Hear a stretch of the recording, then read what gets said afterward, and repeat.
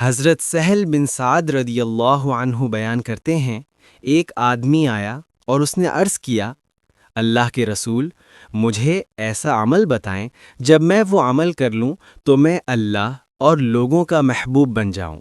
آپ صلی اللہ علیہ وسلم نے فرمایا، دنیا سے بے رغبت ہو جا، اللہ تجھ سے محبت کرے گا، اور جو کچھ لوگوں کے پاس ہے اس سے بے رغبت ہو جا تو لوگ تجھ سے محبت کریں گے۔ مشکات المصابیح، حدیث نمبر 5187۔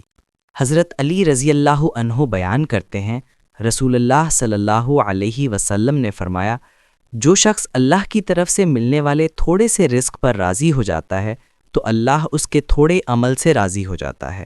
مشکات المصابیح، حدیث نمبر 5263۔